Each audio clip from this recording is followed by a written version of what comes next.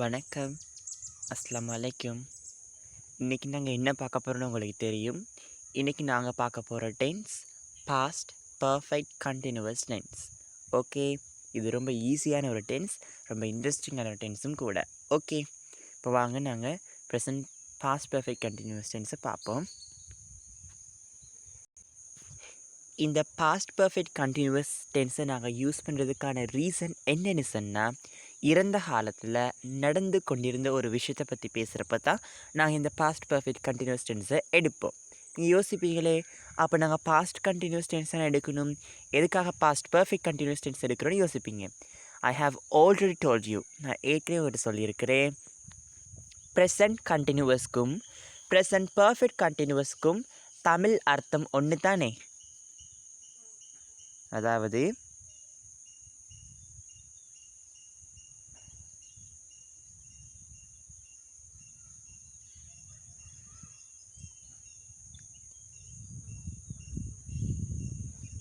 I am eating அப்படிங்கிறதும் I have been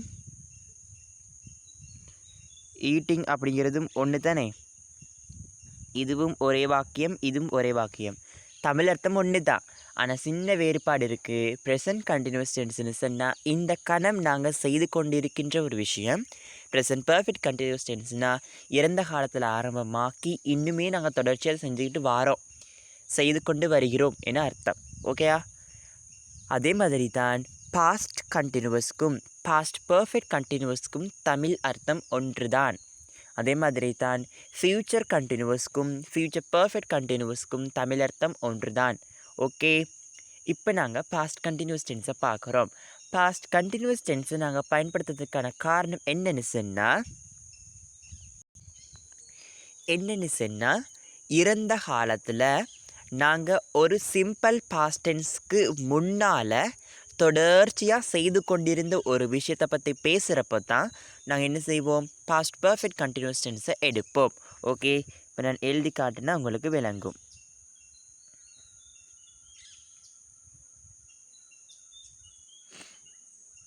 பார்ப்போம். ஐ was going to the hospital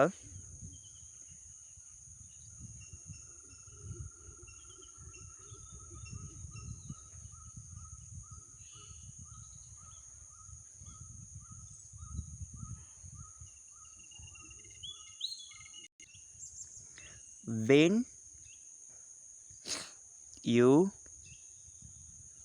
called me. இதுக்கு என்ன அர்த்தம் எக்ஸாக்டா? ஐ was going to the hospital when you called me. நீங்கள் என்னை கூப்பிட்டப்போ நான் ஹாஸ்பிட்டலுக்கு போய்கிட்டு இருந்தேன் அப்படின்னு சொல்லுவோம். இப்போ யாராவது இமீடியட்டாக எங்களை கூப்பிட்றாங்க ஒரு தேவைக்காக, நாங்கள் செல்கிறோம், என்ன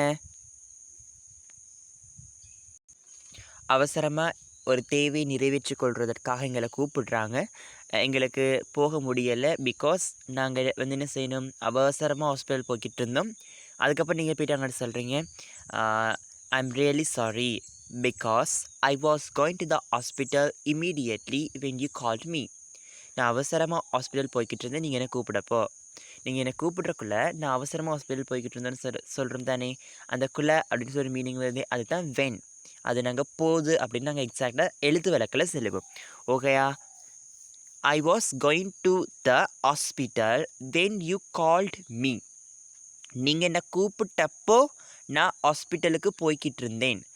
இன்றைக்கி பாருங்கள், இந்த வாக்கியமும் I was going to the hospital அப்படிங்கிறதும் யூ கால்ட் மீ அப்படிங்கிறதும் ஒரே சந்தர்ப்பத்தில் நடந்த விஷயங்கள் தானே. நீ என்னை கூப்பிட்டப்போ நான் ஹாஸ்பிட்டல் போய்கிட்டு இருந்தேன், நீ எனக்கு கால் பண்ணப்போ நான் தூங்கிக்கிட்டு இருந்தேன், நீ எனக்கு கால் பண்ணப்போ நான் படிச்சுட்டு இருந்தேன், நீ அவனை அடித்தப்போ நான் அவர்கிட்ட கழிச்சிக்கிட்டு இருந்தேன்,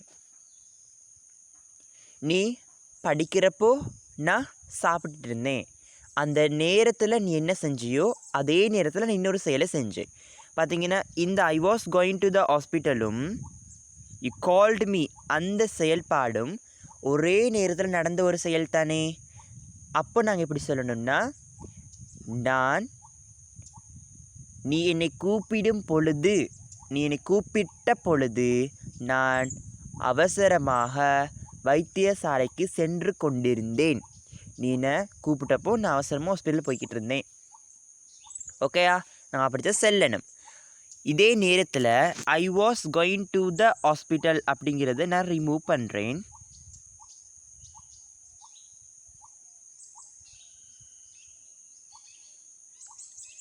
பாருங்கள், இங்கனைக்கு I was going to the hospital அப்படிங்கிறத வெட்டிட்டு நான் பாஸ்ட் பர்ஃபெக்ட் டென்ஸில் எழுதுகிறேன். பாஸ்ட் பர்ஃபெக்ட் கண்டினியூஸ் டென்ஸில் எழுதுகிறேன். ஓகேயா, ஐ had been going to the hospital when you called me. இதுக்கு என்ன அர்த்தம்? I had been going to the hospital. நான் ஏற்கனவே சொன்னேன், பாஸ்ட் கண்டினியூவஸ்க்கும் பாஸ்ட் பர்ஃபெக்ட் கண்டினியூவஸ்க்கும் தமிழ் அர்த்தம் ஒன்று தானே. அப்போ இங்கே என்ன வேறுபாடு?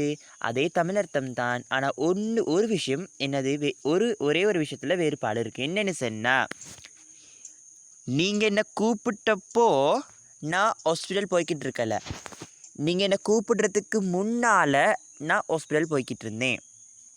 இந்த இடத்துல இப்போ நான் நல்லா பண்ணுற மேலே பாருங்கள், I had been going to the hospital அப்படிங்கிற இடத்துல I was going to the ஹாஸ்பிட்டல்னு வந்திருந்தா பாஸ்ட் கண்டினியூவஸ் தானே.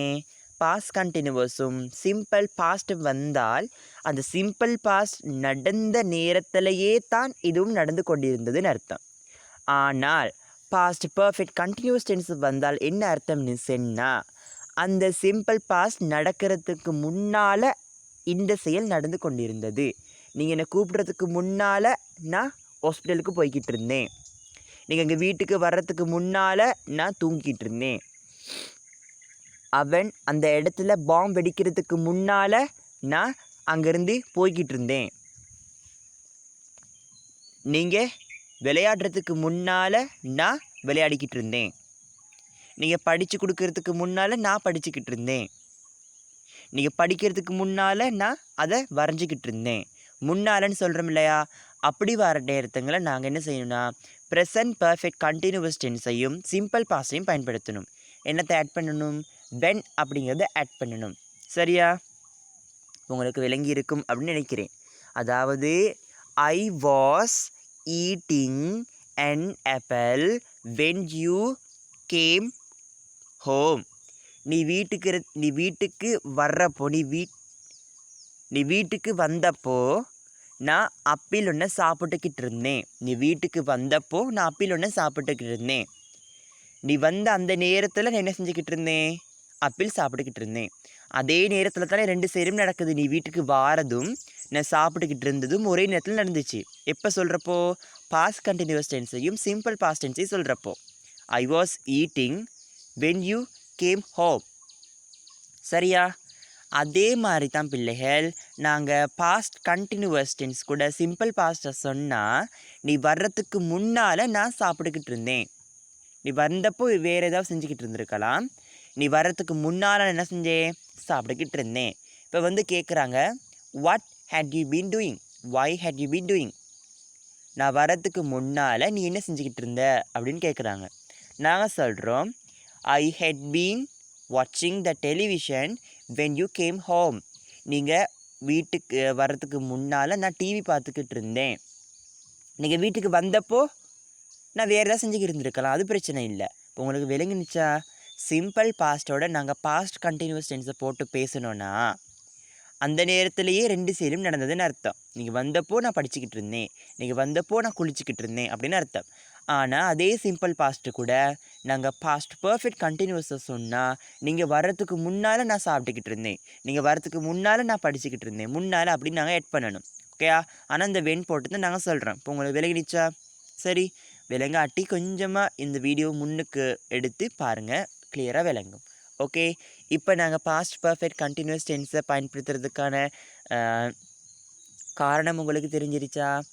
இறந்த காலத்தில் ஒரு சிம்பிள் பாஸ்ட்டுக்கு முன்னால் தொடர்ச்சியாக செய்து கொண்டிருந்த ஒரு விஷயத்தை பற்றி பேசும் பொழுது தான் நாங்கள் என்ன செய்வோம், இந்த பாஸ்ட் பர்ஃபெக்ட் கண்டினியூஸ் டென்ஸை எடுப்போம்.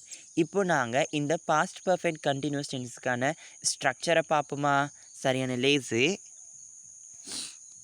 அதே மாதிரி நான் சொன்னேன், ஆங்கில மொழியில் 12 ஆக்டிவ் வாய்ஸஸ், அதாவது 12 டென்சஸை நாங்கள் 12 ஆக்டிவ் வாய்ஸஸ்ன்னு சொல்லலாம். அந்த 12 ஆக்டிவ் வாய்ஸஸ்லையும் எத்தனை கண்டினியூஸ் டென்ஸ் இருக்குது? அதாவது 6 கண்டினியூஸ் டென்ஸில் இருக்குது. எந்த கண்டினியூஸ் டென்ஸாக இருந்தாலும் நாங்கள் என்ன வேர்ப் எடுக்கணும்? V1 வேர்ப் கூட ஐஎன்ஜி சேர்த்து நாங்கள் யூஸ் பண்ணணும். சரியா? இப்போ நான் ஏற்கனவே சொன்னேன், ப்ரெசண்ட் பர்ஃபெக்ட் கண்டினியூஸ் டென்ஸை நாங்கள் படித்தோமையா? அந்த ப்ரெசண்ட் பர்ஃபெக்ட் கண்டினியூஸ்க்கு தமிழ் அர்த்தம் என்ன? நான் படித்து கொண்டிருக்கின்றேன். ப்ரெசண்ட் கண்டினியூஸ்க்குள்ளே அதே தமிழ் அர்த்தம் தான். அப்போது நான் படித்து கொண்டிருக்கின்றேன் அப்படிங்கிறது ப்ரெசண்ட் பர்ஃபெக்ட் கண்டினியூஸ்னால், நான் படித்து கொண்டிருந்தேன் அப்படின்னா அது பாஸ்ட் பர்ஃபெக்ட் கண்டினியூஸ். நான் படித்து கொண்டிருப்பேன் அப்படின்னா அது ஃபியூச்சர் பர்ஃபெக்ட் கண்டினியூஸ். சரியான லேஸு. இப்போ எங்களுக்கு கஷ்டமானது என்னென்னு சொன்னால், ப்ரெசண்ட் பர்ஃபெக்ட் கண்டினியூவஸ், அதுக்கான ஸ்ட்ரக்சரை கொஞ்சம் பார்ப்போமையா? ஓகே,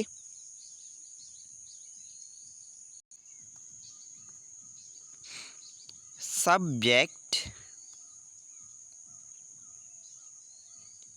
ஹெட், பீன், என்ன verb? ing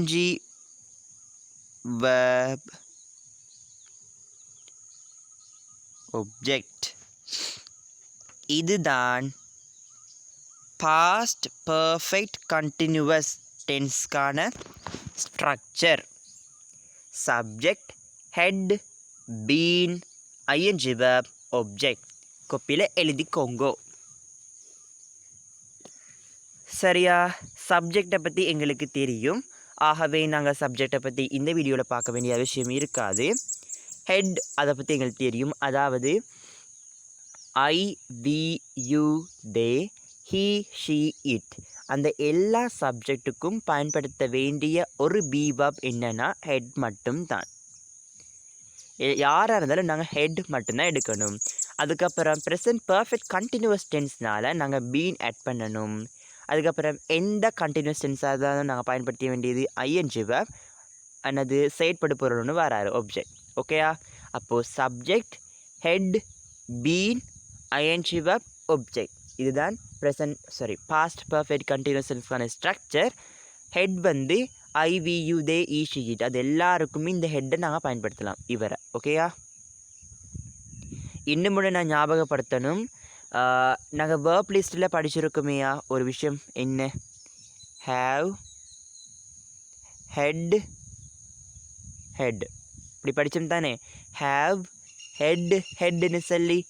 இது வந்து வேணா V1 verb, இது V2 verb, இது V3 verb. இது வந்து வேர்ப் லிஸ்ட். இதுவும் இப்போ நான் சொல்லித்தந்த ஸ்ட்ரக்சரில் உள்ள ஹெட்டும், இந்த ஹெட்டும், அதாவது இந்த ஹெட்டும் இப்போ நான் சொல்லித்தந்த ஸ்ட்ரக்சரில் உள்ள ஹெட்டும் ஒன்றும் இல்லை. அவர் வித்தியாசமானவர். ஏன்? இவங்க எல்லாமே நாங்கள் சொல்லுவோம் என்னென்னு, இவங்க எல்லாத்தையும் நாங்கள் என்னென்னு சொல்லுவோம்? மெயின் வேர்புன்னு சொல்லுவோம். நாங்கள் ஸ்ட்ரக்சரில் பார்த்ததை பி வேர்ப்னு சொல்லுவோம். மெயின் வேர்ப்னு சொன்ன பிரதான வினைச்சொல், பி வேர்ப்னு சொன்ன துணை வினைச்சொல். ஓகேயா? இப்போ சரியான லேஸு பாஸ்ட் பர்ஃபெக்ட் கண்டினியூவஸ், அதுக்கான ஏன் நாங்கள் அதை பயன்படுத்துகிறோன்னு பார்த்தோம். பாஸ்ட் பர்ஃபெக்ட் கண்டினியூவஸ்க்கான ஸ்ட்ரக்சரை பார்த்தோம். இப்போது பாஸ்ட் பர்ஃபெக்ட் கண்டினியூவஸில் நாங்கள் வழக்கமாக என்ன செய்கிறோம்னா 5 பார்ப்போம். மறந்துருப்பீங்க, நான் ஞாபகப்படுத்துகிறேன். ஒன்றாவது, எந்த ஒரு டென்ஸாக இருந்தாலும் உங்களுக்கு அதின் அஃபிர்மேட்டிவ் ஃபார்ம் எழுத தெரிய வேணும்.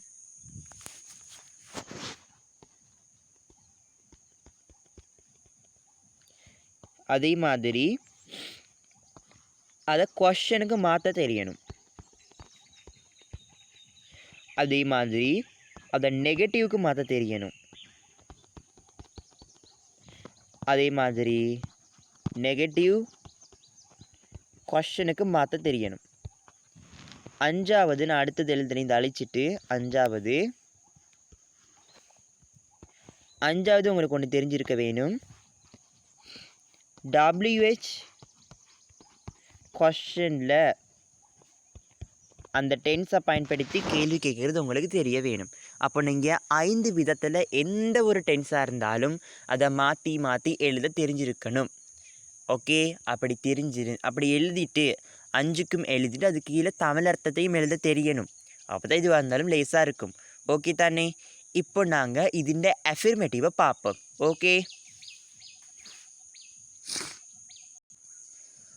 கவனிச்சுக்கோங்க. இன்றைக்கி பாருங்கள், I had been starting. I had been ஸ்டார்டிங்னு என்ன அர்த்தம்? நான் தொடங்கி கொண்டிருந்தேன். என்னது ஸ்டார்ட்னா என்ன? தொடங்குதல் தானே. அப்போ ஐ ஹெட் பீன் ஸ்டார்டிங்னு என்ன அர்த்தம்? இது பாஸ்ட் பர்ஃபெக்ட் கண்டினியூஸ் டென்ஸ் தானே. ஆக தமிழ் அர்த்தம் என்ன? நான் தொடங்கி கொண்டிருந்தேன். ஐ ஹெட் பீன் ஸ்டார்டிங். இன்றைக்கி நான் கொஞ்சம் ஆட் பண்ணுறேன். பிங்க் கலரில் எழுதுகிறேன். I had been starting when you pawned me. நாங்கள் இந்த பாண்ட் அப்படிங்கிறதுக்கு பதிலாக நாங்கள் கால்டு அப்படிங்கிறதையும் பயன்படுத்தலாம். No problem. I had been starting when you found me அப்படின்னு என்ன அர்த்தம்? நீங்கள் எனக்கு கால் பண்ணுறதுக்கு முன்னால் நான் தொடங்கி கொண்டிருந்தேன். நீங்கள் எனக்கு என்னை அழைப்பதற்கு முன்பதாக நான் தொடங்கி கொண்டிருந்தேன். ஏற்கனவே சொன்னேன், பாஸ்ட் பர்ஃபெக்ட் கண்டினியூஸ் டென்ஸ். இது பாஸ்ட் பர்ஃபெக்ட், இது என்ன? Simple past. ஆகவே பாஸ்ட் பர்ஃபெக்ட் கண்டினியூஸ் கூட சிம்பிள் பாஸ்ட் சேர்ந்து வந்தால் அதிൻ്റെ மீனிங் சிம்பிள் பாஸ்ட் நடக்கிறதுக்கு முன்னால் அது நடந்து கொண்டிருந்ததுன்னு அர்த்தம். நீ எனக்கு ஃபோன் பண்ணுறதுக்கு முன்னால் நான் தொடங்கி கொண்டிருந்தேன்னு அர்த்தம். இதே இங்கே பாஸ்ட் பர்ஃபெக்ட் கண்டினியூஸ் வராமல் ஒரு பாஸ்ட் கண்டினியூஸ் வந்திருந்தா, நீ எனக்கு கால் பண்ணுறப்போ நான் தொடங்கிக்கிட்டு இருந்தேன் அப்படின்னு அர்த்தம். இதுதான் வித்தியாசம். அஃபர்மேட்டிவ் பார்த்தோம். இப்போ இங்கே அஃபர்மேட்டிவில் நீங்கள் ஒன்றும் worry பண்ண வேணாம். சரியா? இந்த ஐக்கு பதிலாக யூ கேன் ஆல்சோ யூஸ் என்ன யூஸ் பண்ணலாம்? உங்களுக்கு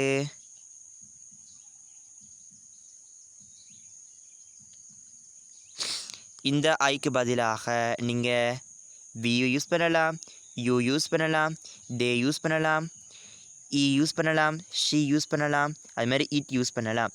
இது மட்டும்தான் யூஸ் பண்ணணும்னு அவசியம் இல்லை. உங்களுக்கு விருப்பமாக இருந்தால் நீங்கள் பேர்களையும் யூஸ் பண்ணலாம். ஐக்கு பதிலாக Rohan, Mala, my friends, teachers, அம்மா, அப்பா, தங்கச்சி, உங்களுக்கு என்ன விருப்பமாக இருக்கோ சப்ஜெக்டை நீங்கள் மாற்றிக்கலாம். உங்களுக்கு வேர்ப் பிடிச்சிருந்தா வேர்பை மாற்றலாம், மெயின் வேர்பை மாற்றலாம். ஈட்டிங்க்கு பதிலாக ஸ்டார்டிங்க்கு பதிலாக பில்டிங் போடலாம், மெமரைசிங் போடலாம், ரீகாலிங் போடலாம் அப்படின்னு போடலாம். எங்கே நான் போய்ட்டு இது மாற்றுறது, எங்கே போய் தேடுறதுன்னு கேட்டால் அதுக்கு தான் நான் ஏர்லியாகவே சொன்னேன், வேர்ப் லிஸ்ட்டை கையில் எடுத்து வச்சுக்கோங்க அப்படின்னு. அது இருந்தால் தான் இதெல்லாம் செய்யலும். ஓகேயா? ஆனால் உங்களுக்கு ஒன்றே பாஸ்ட் பர்ஃபெக்ட் கண்டினியூஸ் டென்ஸில் you can't change ed and been. இவர் ரெண்டுமே ஸ்ட்ரக்சரில் உள்ளவர். நீங்கள் என்னென்னத்தை மட்டும் இது ரெண்டையும் உங்களுக்கு என்ன செய்யறது? சேஞ்ச் பண்ண ஏலா.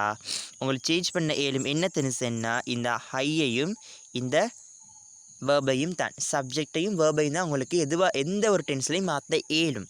அங்கே இருக்கிற பி வேர்பெல்லாம் உங்களுக்கு மாற்ற இயலாது. பி வேர்பை மாற்றினா வேறு டென்ஸாக மாறிடும். ஓகேயா? சரித்தானே பிள்ளைகள்? இப்போ உங்களுக்கு விளங்கி இருக்கும் நாங்கள் அஃபர்மேட்டிவ் எப்படி ஃபார்ம் பண்ணுறதுன்னு சரியான லேஸு. ஒரே ஒரு டென்ஸை தான் நாங்கள் கஷ்டப்பட்டு படிக்கணும். நாங்கள் முத இருக்க டென்ஸ் என்ன? சிம்பிள் பாஸ்ட்டு தானே. அந்த சிம்பிள் பாஸ்ட்டு தான் நாங்கள் ரொம்ப கஷ்டப்பட்டு படிக்கணும். அதுக்கப்புறம் எல்லா டென்ஸும் லேஸாக வந்துடும். இப்போது நாங்கள் இந்த பாஸ்ட் பர்ஃபெக்ட் கண்டினியூஸ் டென்ஸில் அஃபர்மேட்டிவ் பார்த்த மாதிரி கொஷன் பார்ப்போம், எப்படி கேள்வி கேட்குறதுன்னு சொல்லிட்டு பார்ப்போம். ஓகே, எங்களுக்கு தெரியும் நாங்கள் எந்த ஒரு டென்ஸாக இருந்தாலும் கேள்வி கேட்க வேண்டுமாக இருந்தால் நாங்கள் யாரை முன்னு கொண்டு வரணும்? பி வெர்பை முன்னு கொண்டு வரணும். அப்போ பாஸ்ட் பர்ஃபெக்ட் கண்டினியூஸ் டென்ஸில் இருக்கிற பி வெர்ப் யார்? ஹெட் மட்டும் தானே. அப்போ நாங்கள் என்ன செய்யணும்? ஹெட் அவரை தான் முன்னுக்கு எடுக்கணும். ஓகே, ஹெட்டை முன்னுக்கு எடுத்துகிட்டு இங்கே இன்றைக்கி கொஷன் மார்க் போடலை, கொஷின் மார்க் கட்டாயம் போடணும். காரணம் இது வினா வாக்கியம்னால, இது ஒரு கேள்வினால தான் நாங்கள் என்ன செய்கிறோம், கட்டாயம் ஒரு கொஷன் போடுறோம். அதே மாதிரி இது வாக்கியம்னால எனக்கு ஒரு முற்றுப்புள்ளி நீங்கள் வைக்கணும். ஓகே, மறந்துடக்கூடாது. சரியா? ஹெட் ஐ பீன் ஸ்டார்டிங் என்ன, ஹெட் ஐ பீன் ஸ்டார்டிங் என்ன அர்த்தம், நான் தொடங்கி கொண்டிருந்தேனா அப்படின்னு அர்த்தம். சரித்தானே? அடுத்து இப்போ நான் எழுதுகிறேன். ஓகேயா? இப்போ நான் ஒன்று எழுதுகிறேன்.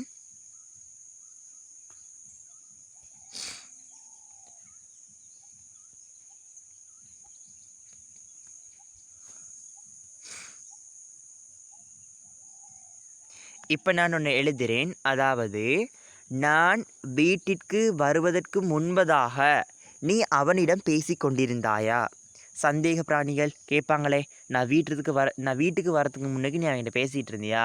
இல்லை ஏதோ ஒரு பாயாக இருந்தால், ஏய் நான் வீட்டுக்கு வரத்துக்கு முன்னுக்கு அவகிட்ட பேசிகிட்டு இருந்தியா அப்படின்னு கேட்பாங்க தானே. எப்படி கேட்கணும் அவங்க?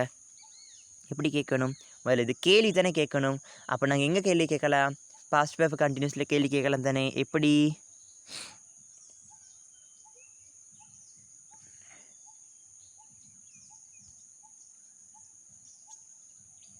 ஹெட் யூ அப்படி தானே கேட்கணும். பி அப்படி தானே முன்னுக்கு எடுக்கணும். Head you been talking to him when I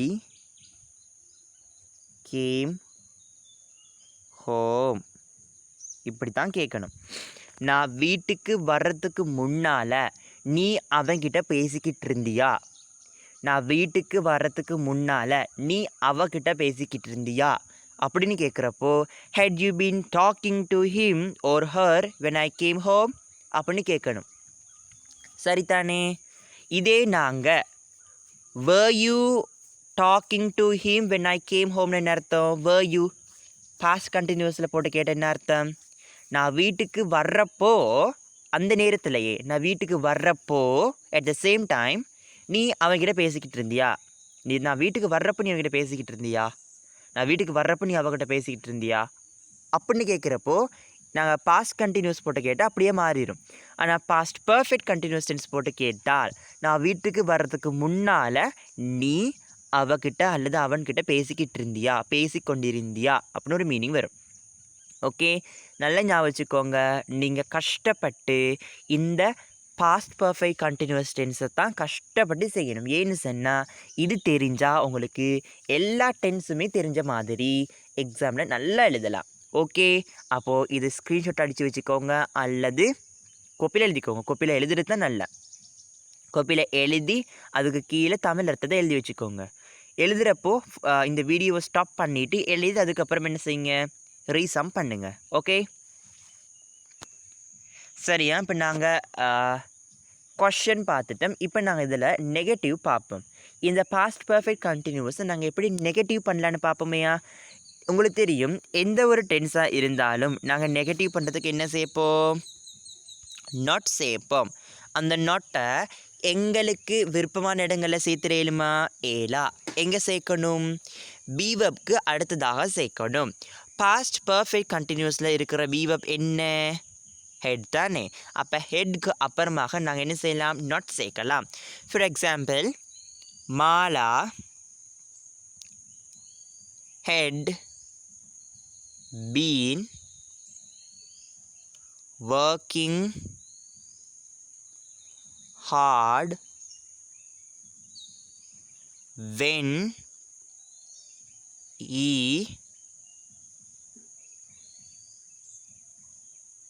involved her life. இதுக்கு என்ன அர்த்தம்? Mala had been working hard when he involved her life. அப்படின்னா அவன் மாலாவுடைய வாழ்க்கையில் இன்வால்வ் ஆகிறதுக்கு முன்னால் மாலா நல்லா கஷ்டப்பட்டுக்கிட்டு இருந்தா. அப்படின்னா ஏதோ ஒரு விஷயத்துக்காக கஷ்டப்பட்டு உழைச்சி இருந்திருக்கா. அப்படின்னா படிக்கிறதுன்னு வச்சுக்கோமே. அவன் வந்து மாலா லைஃப்பில் வந்து இன்வால்வ் ஆகிறதுக்கு முன்னால் மாலா கஷ்டப்பட்டு படிச்சுக்கிட்டு இருந்தா அப்படின்னு சொல்கிறப்போ நாங்கள் இதை பயன்படுத்துகிறோம். நாங்கள் நிறைய இடங்களில் பிள்ளைகள் இந்த பாஸ்ட் பெர்ஃபெக்ட் கண்டினியூஸை தான் பயன்படுத்துகிறோம். சரித்தானே? இருந்த காலத்தை பற்றி தான் நாங்கள் பேசிக்கிட்டே இருக்கிறோம். இந்த வேலையே இல்லாதவங்க சொல்லுவாங்க, நம்மட ஆக்கள் எப்படி புலப்படுத்தவங்க, அவங்கள எப்படி சொல்லுவாங்க, என்ன செய்வாங்க, எப்போ பார்த்தாலும் இருந்த காலத்தை பாஸ்ட்டில் நடந்த விஷயத்தை பற்றியே தான் பேசிக்கிட்டு இருப்பாங்க இல்லைங்கண்ணா. அப்போது நாங்கள் இதை பற்றி தெரிஞ்சுக்கிறது நல்ல ஒரு விஷயம்தான். யாராவது ப்ரெசன்ட் டென்ஸை பற்றியோ இல்லாட்டி ஃப்யூச்சர் டென்ஸை பற்றியோ பேசுகிறாங்களா? இல்லை, எல்லாமே பாஸ்ட் டென்ஸை பற்றி தான் பேசிகிட்டு இருக்கிறாங்க. இப்போ ஆகவே அதை பற்றி நாங்கள் கொஞ்சம் தெரிஞ்சுக்குவோம். சரியா? அவன் வந்து மாலாவுடைய லைஃப்பில் இன்வால்வ் ஆகிறதுக்கு முன்னால் மாலா வந்து நல்லா படிச்சுக்கிட்டு இருந்தா, கஷ்டப்பட்டு படிச்சுக்கிட்டு இருந்தா. Mala head been working hard when he involve her life. இப்படி தான் நீங்கள் சொல்ல வேணும். சரியான லேஸு. ஓகேயா? அடுத்து இப்போ நாங்கள் இதை நெகட்டிவ் பண்ண போகிறோம். மாலா லைஃப்பில் அவன் இன்வால்வ் ஆகிறதுக்கு முன்னால் மாலா கஷ்டப்பட்டு படிச்சுக்கிட்டு இருக்கல. சரியா? நீங்கள் என்ன சொன்னாலும் சரி, அவன் மாலா லைஃப்பில் இன்வால்வ் ஆகுனா பிறகும் ஆகிறதுக்கு முன்னாலையும் மாலா ஒழுங்காக கஷ்டப்பட்டு படிச்சுக்கிட்டே இருக்கலையே அப்படின்னு சொல்கிறோம். அது எப்படி சொல்கிறது? நாங்கள் நாட் சேர்க்கணும். எதிர்மறையாக சொல்கிறோம். நாங்கள் எதுக்கப்புறம் நாட் சேர்க்கணும்? ஹெட்டுக்கு அப்புறம் நாட் சேர்க்கணும். அதனால் இன்றைக்கி ஒரு என், ஒரு அப்போஸ்ட்ரோபி டி, ஹெட் நாட் அப்படின்னு நீங்கள் எழுதலாம். ஹெட் நாட் அப்படின்னு எழுதனா ஷார்ட் ஃபார்ம் கன்ட்ராக்டட் ஃபார்மில் ஹெடின்ட் அப்படின்னு எழுதலாம். ஹெடின்ட் அப்படிங்கிறது சரி, ஹெட் நாட் அப்படிங்கிறதும் சரி. ஓகே, அப்போது எழுதிக்கோங்க. நீங்கள் அஃபர்மேட்டிவ் எழுதியிருப்பீங்க, கொஸ்டின் எழுதியிருப்பீங்க. இப்போ நீங்கள் எழுதிக்கோங்க நெகட்டிவ். இது இந்த எக்ஸாம்பிள் எழுதிக்கோங்க. Mala hadn't been working hard when he involved her life. ஓகேயா?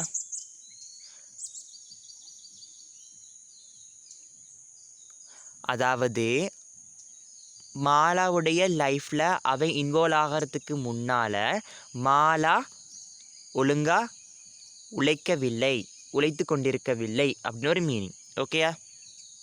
சரித்தானே? அடுத்து இந்த ஹர் லைஃப் இருக்குது தானே, இந்த ஹர் லைஃப் வந்து கொஞ்சம் பிழை மாதிரி விளங்குது எனக்கு ரிஃப்ளெக்சிவ் ப்ரோனவுனில். ஆகவே இந்த வீடியோ பார்த்துட்டு யாராவது ஒருத்தர் எனக்கு வந்து பர்சனலாக மெசேஜ் அனுப்புங்க. ஹர் லைஃபா இல்லாட்டி வேறு ஏதாவதா அப்படின்னு கொஞ்சம் பார்த்து சொல்லுங்கோ அப்படின்னு எனக்கு ஒரு சின்னதாக மெசேஜ் அனுப்பிவிடுங்க. நான் பார்த்து சொல்கிறேன்னு. சரியா? கொஞ்சம் டவுட்டாக இருக்குது. ஓகேயா? சரியா? இப்போ நாங்கள் நெகட்டிவ் பார்த்துட்டோம். இப்போ நாங்கள் நெகட்டிவ் கொஷின் பார்ப்போம். நெகட்டிவ் கொஷினை பிள்ளைகள் நீங்கள் என்ன செய்யணும்? இவர் இருக்கார் தானே, இவரை நீங்கள் முன்னுக்கு தூக்கி போடணும். ஆனால் அப்படி அது முன்னுக்கு தூக்கி போடக்கூட நீங்கள் கவனமாக இருக்க வேணும். என்னன்னா கன்ட்ராக்டட் ஃபார்ம் கூட தான் நீங்கள் போடணும். எப்படின்னா இப்போ நான் அதை அழிக்கிறேன்னு, இப்போ என்னென்னு சொல்கிறேன்னா ஹெட் நாட்டை நாங்கள் எப்படி சேர்க்கலாம்? ஹெடுன்னு எழுதலாம் தானே. நெகட்டிவ் கொஷனில் அது எல்லா டென்ஸ்லையும் தான் நெகட்டிவ் கொஷனாக இருந்தால் முன்னுக்கு நாங்கள் ஏதாவது கொஷனாக இருந்தாலே நாங்கள் முன்னுக்கு பீவப்பை போடணும். இது நெகட்டிவ் கொஷனால் அந்த பீவப் கூட நெகட்டிவ் அந்த வேர்டை சேர்க்கணும். சரியா? நெகட்டிவேஷனை நாங்கள் சேர்க்கணும். அப்போது நாங்கள் இப்படி போடக்கூடாது. ஹெட் நாட் அப்படிங்கிறது போட ஏலா, ஹெடின்ட் அப்படிங்கிறது நாங்கள் சேர்த்து தான் போடணும். ஃபார் எக்ஸாம்பிள் எழுதி காட்டுறேனே. Hadn't you had been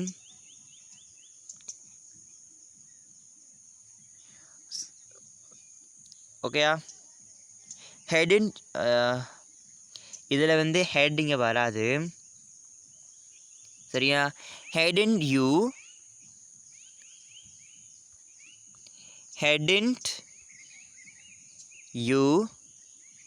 been studying. இன்னைக்கு வென் ஒன்று சேர்த்துக்கிறேனே, வென் யூ கேம் அப்படின்னு எழுதுறேன். யூ கேம் பாருங்கள். hadn't you been studying when you came. இது வந்து நெகட்டிவ் கொஷன். இப்போ நெகட்டிவ் கொஷனில் எந்த ஒரு டென்ஸாக இருந்தாலும் சரி நாங்கள் என்ன செய்யணும்? பீவர்போட நெகட்டிவ் வேர்டை சேர்க்கணும். இன்றைக்கி நாங்கள் ஹெடுன்ட்டு தான் சேர்க்கணும். ஹெட் நாட்னு பிரித்து எழுத இயலாது. அதான் விதிவிலக்கு. அதுக்கான காரணம் தெரியாது.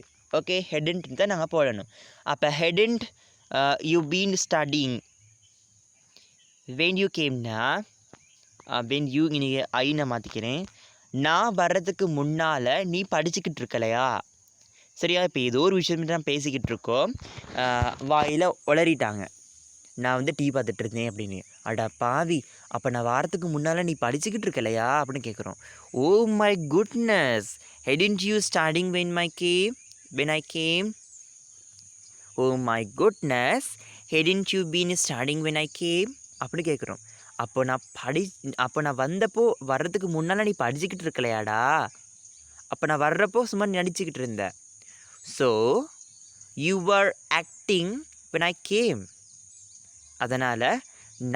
அதனால் நான் வந்தப்போ நீ நடிச்சுக்கிட்டு இருந்தியா அப்படின்னு ஒரு மீனிங். ஓகே, இப்போ உங்களுக்கு கிளியராக விளங்கினா சரியான லேசு பிள்ளைகள். இப்போ நாங்கள் நெகட்டிவ் கொஷன்னு பார்த்துட்டோம். சரி, அதுக்கு இந்த எக்ஸாம்பிள் எழுதி அது கீழே தமிழ் அர்த்தத்தை எழுதிக்கோங்க. சரியா? இப்போ நாங்கள் நெகட்டிவ் கொஷின் பார்த்துட்டோம். 4ஆவதை பார்த்துட்டோம். ஒரு WS கொஷினோட பார்ப்போமா? WS கொஷினோட பார்க்கறது ரொம்ப நல்ல, ஓகே, எங்களுக்கு ரொம்ப ஹெல்ப்பாக இருக்கும் WS கொஷினோட பார்த்தால். முதலாவது உங்களுக்கு தெரிய வேணும் WS கொஷின் அப்படின்னா என்னன்னு சொல்லி தெரிய வேணும். WH கொஷின் அப்படின்னு சொன்னால் வை, whom, what, how much இது எல்லாமே நாங்கள் WH கொஷின்னு சொல்கிறோம். ஓகே, இந்த WH கொஷினை நாங்கள் என்ன செய்யணும்? வாக்கியத்துக்கு முன்னால் போடணும். எழுதி காட்டுறேன். வை அப்படிங்கிறது தான் எனக்கு விருப்பம். அதனால் நான் வைங்கிறது தான் எல்லா டென்ஸ் படிப்பிக்கக்குள்ளேயும் எடுப்பேன். ஓகே, ஸ்க்ரீன் ரெக்கார்டரில் அப்படி மாற்றி சொல்ல கஷ்டமே. இப்போ நீங்கள் உங்களுக்கு விருப்பமானதை எடுக்கணும். நீங்கள் ஹவு அப்படிங்கிறது எடுக்கலாம், எப்படி, வாட் என்ன எப்படிங்கிறது நீங்கள் எடுக்கலாம்.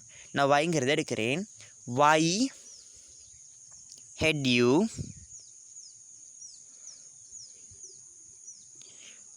Docking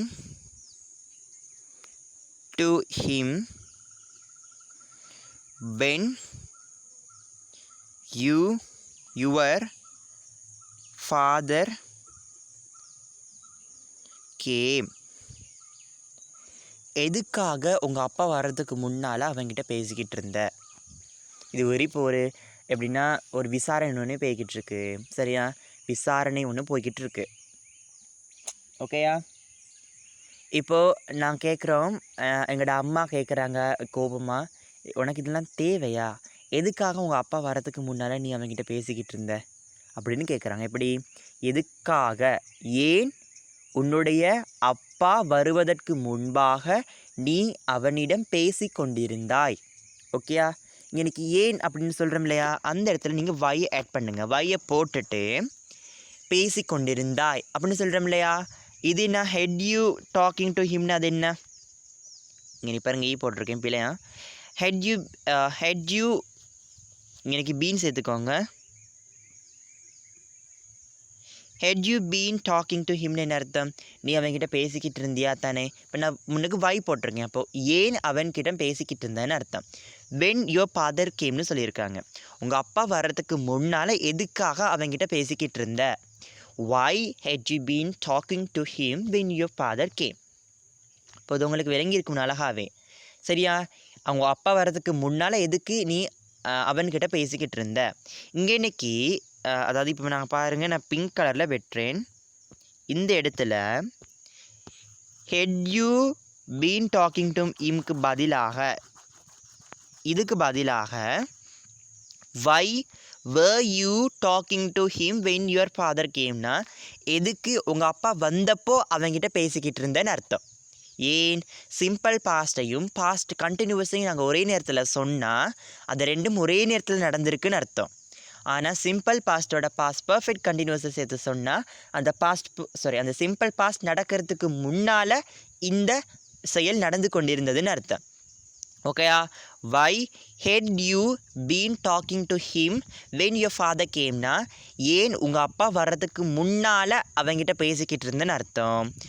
why were you talking to him when your father cameனா எதுக்கு உங்கள் அப்பா வந்தப்போ அவங்ககிட்ட பேசிக்கிட்டு இருந்தேன்னு அர்த்தம். ஓகேயா? இது WS கொஷனில் சொன்னேன். அடுத்து ஏன் நான் வருவதற்கு முன்பாக இதனை செய்து கொண்டிருக்கவில்லை? எதுக்காகடா நான் வரதுக்கு முன்னால் செஞ்சுக்கிட்டு இருக்கல? நான் சொன்னேன் என்னது, நான் வெளியே போகிறேன், நான் வெளியே போயிட்டு வர்றதுக்கு முன்னால் நீ அதை செஞ்சுக்கிட்டு இருக்கணும் அப்படின்னு சொன்னேன். ஆனால் நான் வெளியே போயிட்டு வந்தோட நீ செய்யலை. எதுக்காக நான் வீட்டுக்கு வர்றதுக்கு முன்னுக்கு நீ செஞ்சுக்கிட்டு இருக்கல அப்படின்னு கேட்குறேன் தானே. அந்த நேரத்தில் நாங்கள் எப்படி பயன்படுத்துறதுன்னு சொன்னால், why hadn't you been doing this when I came? எதுக்காக நான் வர்றதுக்கு இன்றைக்கி ஒரு கேள்வியா, இன்றைக்கி ஒரு கொஷன் மார்க். என்ன சொன்னால் இது கேள்வி தானே இது, அதனால் இன்றைக்கி கொஷன் மார்க் போடுங்க. எதுக்காக நான் வர்றதுக்கு முன்பாக இது நீ செஞ்சுக்கிட்டு இருக்கல அப்படின்னு அர்த்தம். சரியா? why hadn't you been doing this when I came அப்படின்னு அர்த்தம். இந்த நேரத்தில் இந்த hadn't you அப்படிங்கிறதுக்கு பதிலாக why weren't you doing this when I came, அதாவது பாஸ்ட் கண்டினியூஸில் கேட்டால் நான் வர்றதுக்கு நான் வர்றப்போ ஏது செஞ்சுக்கிட்டு இருக்கல, நான் வர்றப்போ ஏது செஞ்சுக்கிட்டு இருக்கல அப்படின்னு கேட்குறது. ஓகேயா? உங்களுக்கு நல்ல அழகாக விலகி இருக்கும்.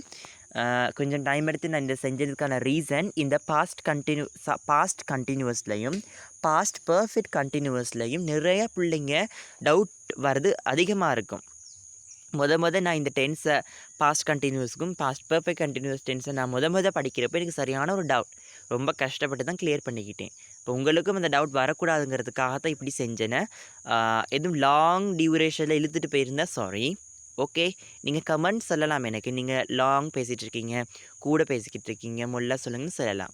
நிறைய ஸ்டூடெண்ட்ஸ் சொன்னாங்க, அதனால தான் நான் சில டென்ஸை ஸ்பீடாக முடித்தேன். ஆனால் இந்த டென்ஸ் எனக்கு ஸ்பீடாக முடிக்க அதுக்கான ரீசன் என்னன்னு சொன்னால், இதை நாங்கள் கிளியராக செஞ்சால் தான் உங்களுக்கு விளங்கும். நீங்கள் சொன்னால் ஓகே சரியா, சில பேருக்கு போராக இருக்கும், சில பேருக்கு என்ஜாயபிளாக இருக்கும், இன்ட்ரெஸ்டிங்காக இருக்கும்.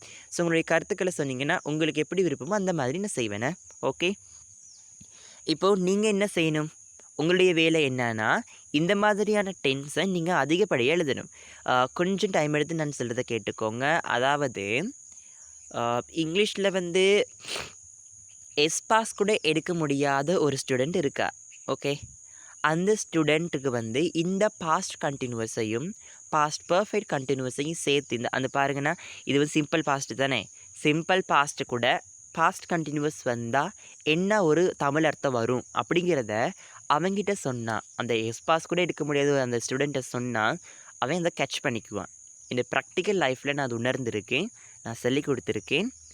அப்போ எனக்கு நம்பிக்கை வந்ததுன்னா அவனுக்கு ஒரு சியாவது எடுக்க இயலும் அப்படின்னு சொல்லி. ஏன்னா சிம்பிள் பாஸ்ட்டு கூட நான் பாஸ்ட் கண்டினியூஸை சேர்த்து சொன்னப்போ மீனிங் கேட்டார், நான் மீனிங் சொல்லி தந்தேன். அதுக்கப்புறம் அதை கேட்ச் பண்ணிக்கிட்டார். அதுக்கப்புறம் அவர் யூஸ் பண்ண ஆரம்பிச்சிட்டார். எப்படி யூஸ் பண்ணுவார் தெரியுமா? ஐ was going to the hospital when you called me இப்படி சொல்லுவார்.